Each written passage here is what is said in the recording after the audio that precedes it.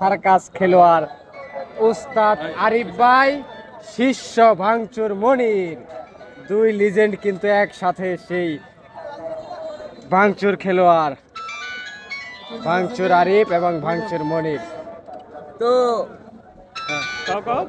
তো আমার একটা কথা কর আছে। কথাটা কি জানেন? কথাটা হইলো উস্তাদ ছাড়া কই জীবনে কোনোদিন কোনো কিছু হয় না, হয় না কই। আসলে একটা ড্রাইভারই শিখতে গেলে আরেকটা ড্রাইভারের প্রয়োজন লাগে, কি বাজান লাগে না? অবশ্যই লাগে।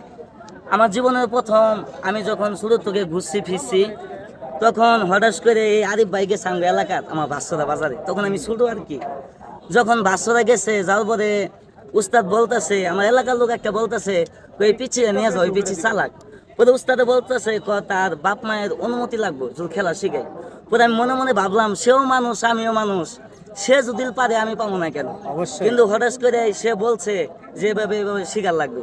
ওভাবে আমি প্র্যাকটিস করছি, প্র্যাকটিস করার পরে একটা দুটা খেলা শিখছি। শিখার পরে সর্বপ্রথম উস্তাদের সাথে আমার দেখা আপনার এই যে গনবাড়ি মুসুদ্দি মেলাত আমার জীবনে প্রথম তার সাথে দেখা। কিন্তু আমি তার কাছে লাখ লাখ শুকিয়া কেন জানেন? কিন্তু তাকে আমি উস্তাদ মানি এখনো মন তোকে কেন মানি জানেন? সে আমাকে ধৈর্য না শিখা, কিন্তু তার কাছ থেকে আমি 2 নন্দে খেলাটা দেখছি। দেখার পরে আজও আমি তাদের উস্তাদ করে সম্মান করি। আইজও জীবন তো বাইসা থাকবো ও পর্যন্ত আমি তার কথা ভুলবো না, আমার রাখবো তো কে লেগে। আমার এই জগতে উস্তাদ হইলে একমাত্র এই আরিফ ভাই।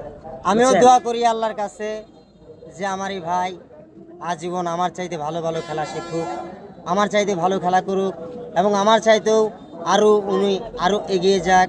আল্লাহর কাছে আমি সবসময় দোয়া রাখি ভাঙচুর মনির আরও নাম কামাক, আরও সুন্দর হোক। মনি সাহেব, তোমার উস্তাদ কি খেলা দেখাবো এখন? এখন আমি তো বলতে পারি না, আমি আছি আমার কর্মস্থানে। রিকোয়েস্ট করো। আচ্ছা ও করুক, ওর মাঝখানে আমি একটা করবো। হ্যাঁ, ধন্যবাদ।